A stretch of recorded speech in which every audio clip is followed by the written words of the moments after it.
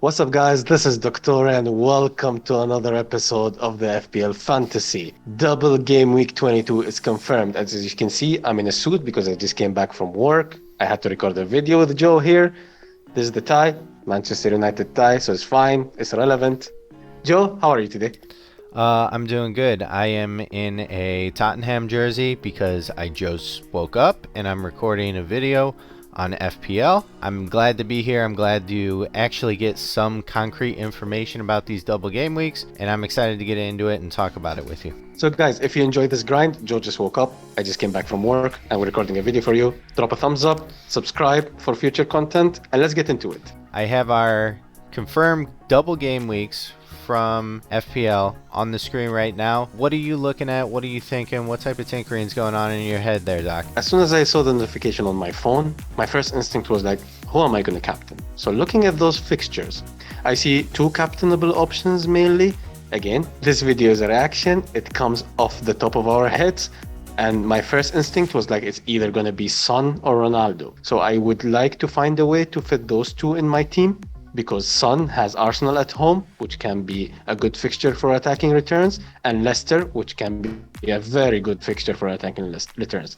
Manchester United have two fixtures away, but they are relatively good for attacking returns as well, which is Aston Villa and Brentford. What do you think about captaincy, Joe? So I like the Cristiano Ronaldo shout out. That's definitely one that's sitting in my mind. He's in my team right now. It cost me 0 transfers to captain him. Are you a little worried about him having a little bit of a rough form with United? Not just him, but United seem to be having a hard time getting the ball to him up top. What do you think about that? Is he still one of your top captains there? I think he should be a top captain because of the fixtures and because of the possibility that this form might turn, and hoping kind of this form might turn. I totally agree with you. I would be worried, but I think Tottenham fixtures are nice enough to have Son as a captain. I still haven't decided who am I going to captain, but at least I would like to own Ronaldo at this point, not because of this double game week, because of the fixture run they have after it. They have a very kind, extremely kind fixture run right after the double game week, no blanks on the way. So I like his fixtures. So Ronaldo is kind of a long-term play. However, for me personally, it's going to be Salah turning to Ronaldo, but Liverpool are not double game weeking this game week, so I'm selling Salah, right? But I would like to bring Salah as soon as possible, and that's what makes it a bit difficult. So if you are in the double game week planning, I'd recommend you also plan for a Salah return, because he's soon gonna have a double game week, and that will make it very difficult if you spread the cash around of Salah and you cannot get him back. I think that Son is also a great option there. I have both of them in my team, so probably one of them's getting the captain ban, one of them's getting the vice captain. I wanted to mention Ronaldo there because I know a lot of people, whether they like Ronaldo or not, if they own him or have owned him in the last couple weeks in fantasy, I know that's going to be complaint number 1 on this video. I just wanted to push that out of the way. Alright, Doc, so the other thing that I'm thinking of as far as a captaincy pick, which you may not agree with me, how about Dennis? Give Dennis the captain's ban. He's been in great form, like almost 1 return a game. Give him a captain's ban, and it's almost like captaining Salah. You expect Salah to bring in 1 return. I expect Dennis to do the same, right?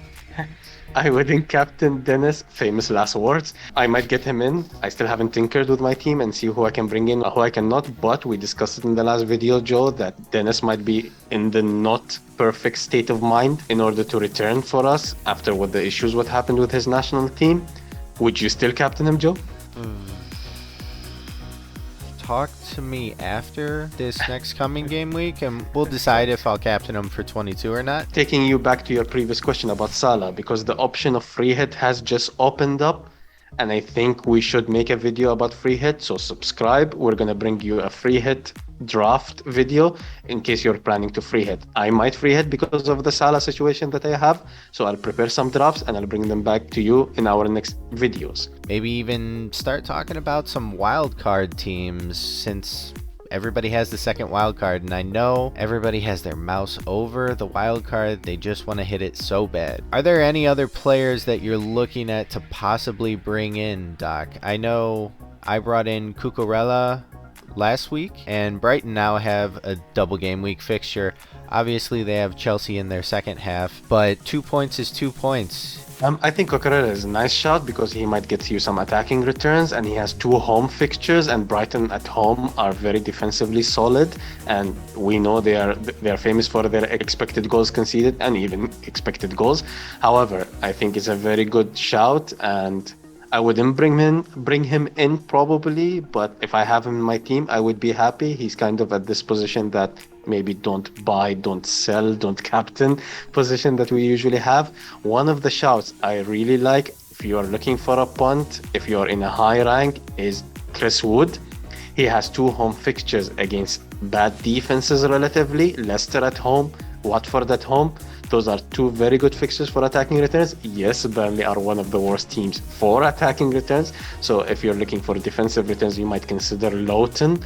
Lowton is an option from the right back position. He has nice crosses on him. He might get you an assist here and there. And he returned very well, if you remember last year in the double game week, where he scored his first goal in like ages. So Lowton is an option, and Chris Wood is an option if you're looking for punts. Also, I want to add one more option, is Maddison for the middle, because he has Burnley away and Tottenham at home. Burnley away is a very nice attacking return option, and even Tottenham, he can possibly score a goal here and there. He seems nailed now, although I don't like kind of the injury prone players, and he tends to be injury prone, but I think he's a very good shout if you're trying to jump ranks. You answered my question before I even asked it, because I was going to say, I know a lot of people are talking about Maddison, but he is an injury prone player. Is he actually going to be able to last a full double game week, or should it be more considered that kind of buyers beware or stay away from him?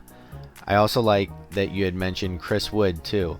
Something that has absolutely nothing to do with statistics, nothing to do with the eye test, anything like that. As long as I have been playing FPL and Chris Wood has been in the game, Chris Wood always gets like 90% of his returns in the second half of the season. We're there now. It's Chris Wood time. Like I said, not based on any sort of statistic. You can't look at XG, XGI, nothing like that. You can't watch him. He's not that Dennis figure where there's conversations about it. But yeah, it's Chris Wood time. It's an interesting shout out because especially, yeah, it's Burnley. Nobody wants Burnley players really, except for Brownhill, because he's a good bench fodder. I don't think that there's probably not any additional players that I would make a shout out for to try and consider. The only one that keeps ringing in my ear a little bit is Tielemans, with Maddison possibly injury prone. Vardy may or may not play both. He's getting older. He has gotten some time to rest in the last couple game weeks here and there. Tielemans is usually the guy that comes out and shines when Vardy and Maddison are not both on at the same time. That might be kind of a stretch of a punt, but it could be a good one because he does return big points when he's the only guy on the field to count on. Right, Joe, those are very valid points. I like the Tielemans shout. I know you're kind of a Tielemans stan, and I noticed what you mentioned last time, when Vardy doesn't play, Tielemans kind of shine. So if that's the possibility, I can see an outside shout, an outside punt for Tielemans. So guys, don't forget to like this video, subscribe, because we're going to bring you free hit video, we're going to bring you a wildcard video. This was just a reaction. We just had a look at the fixtures. Drop a like. Joe, would you like to say anything before we close this video? I just want to say thanks everybody for watching this video. Thanks for the like. Hopefully you've subscribed. Also, if you haven't, what are you doing? Throw a subscribe so you can get all of our videos in your feed. I think this game week is going to be an interesting one to tackle, where there's a lot of good options, but a lot of our go-to teams don't necessarily have great double game weeks. So you're looking at teams much more like Watford and possibly Burnley. It's going to be interesting, so make sure you guys communicate with us on Twitter, comment on the video, whatever it might be. Let us know what you guys are kind of considering, what punts, differentials you might have in the bank. We love that type of interaction. So thank you again, everyone. All right, guys, we'll see you on the next episode. Peace out, everyone.